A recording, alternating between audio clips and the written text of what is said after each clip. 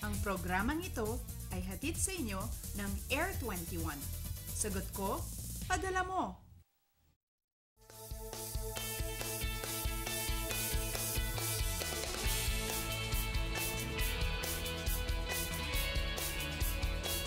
Good morning, Pilipinas! Tuesday morning na po mga kababayan. Kamusta po ba ang naging unang araw ng inyong Burr months? Kahapon nga po, medyo naranasan natin o naramdaman na natin yung malamig na simoy ng hangin. So mamaya po alamin natin kung magpapatuloy ba ang ganitong kondisyon ng panahon. Kaya naman tutok na muna dito sa Panahon TV para umaga pa lang alam mo na ang lagay ng panahon. Ito po ang Panahon TV live mula sa Pag-asa Weather and Flood Forecasting Center. Kung kayo po ay online, sabay rin kaming napapanood via live streaming sa www.ptv.ph.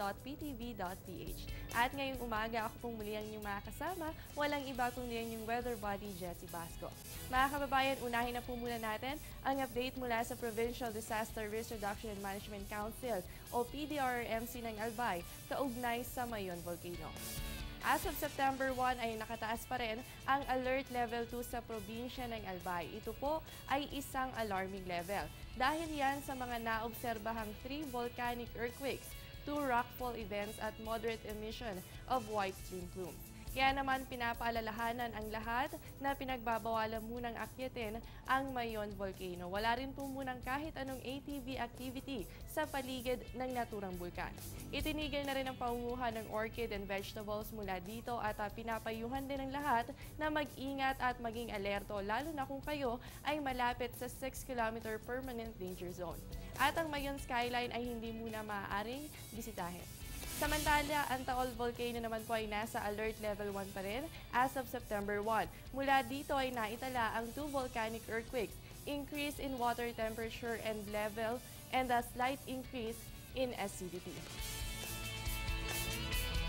At kahapon rin po naitala pa ang ilang serye ng paglindol. Una na nga po dyan ay ang nangyari sa Calayan, Cagayan kung saan naramdaman ang magnitude 5.2 na lindol pasado alas 10 ng umaga. Naitala ang sentro nito 14 kilometers northwest ng Calayan, Cagayan. Umabot rin sa 32 kilometers ang lalim ng nasabing paglindol. At kahapon rin po, unang araw ng buwan ay niyanig ng magnitude 4.3 ang Davao Oriental. Naitala ang sentro nito 302 kilometers southeast of Tarragona, Davao Oriental. Nangyari naman ito pasado alas 11 ng gabi at umabot sa 47 kilometers ang lalim ng naturang pagyanig ng lupa. Patuloy po ang pagmamonitor ng PHIVOLCS kaugnay sa mga posible pang lindol na maganap.